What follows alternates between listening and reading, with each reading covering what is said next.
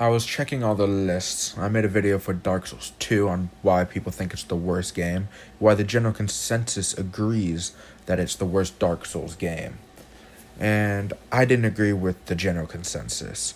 Dark Souls 3, though, is known as the best one. And though personally I prefer 1 and 2 over 3, I can definitely agree that it is the most refined and aesthetically pleasing game of the three.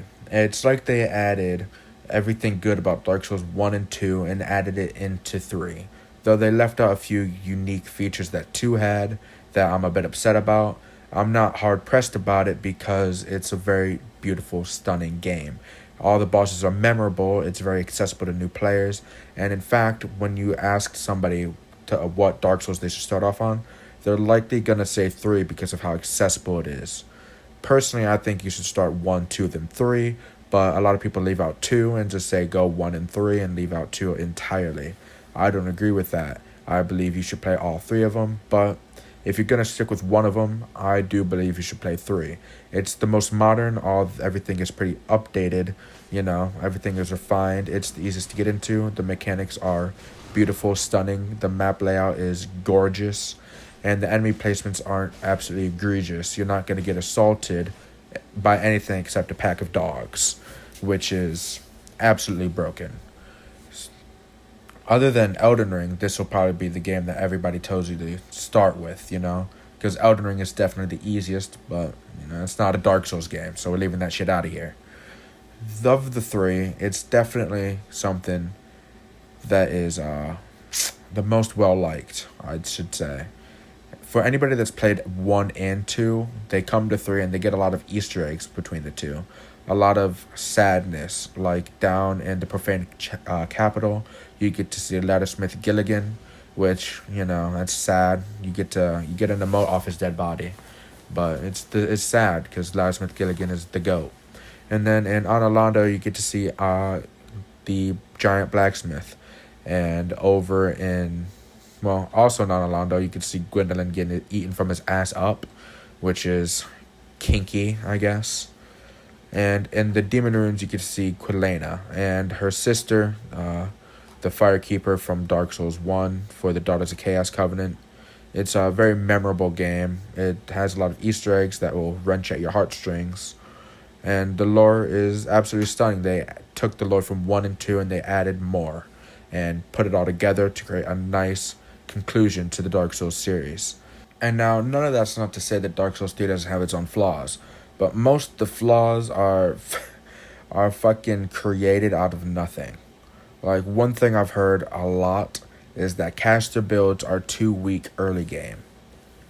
And that is true, but I don't think you're ever supposed to be able to bum rush the entirety of the early game with a fucking soul arrow. Like, you're just what?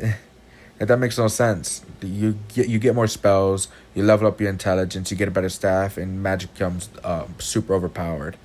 They created a problem out of nothing, just like the problems that I hear people talk about with PvP, about one-on-one PvP being unfair depending on your build.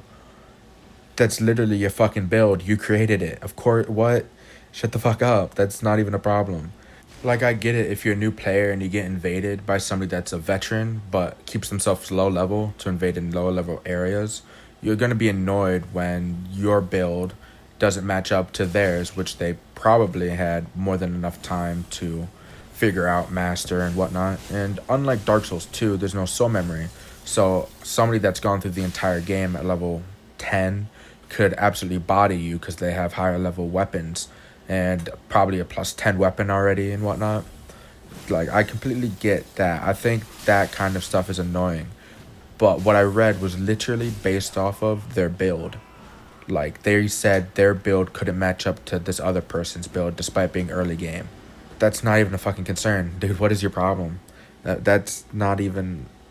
I don't even know how to comment on that. I've heard a lot about the lack of innovation with the game, and I get that. They took the best of 1 and 2 and they put it together to make 3, and it came out beautifully. It came out like a masterpiece. And there was not a lot of innovation in that. They just took the best and rolled with it.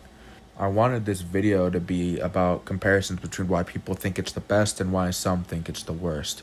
But I couldn't even find any real arguments on why people think it's the worst. If you have any, drop them in the comments below. But I looked through a few subreddits and I couldn't find anything. Not any real ones anyway. None worth commenting on. Because a lot of them were just about the game not being linear enough or being too damn linear. Which is it? It makes no sense. Uh, that's actually about it. I'm pretty upset that I couldn't find anything noteworthy for about why the game might be bad.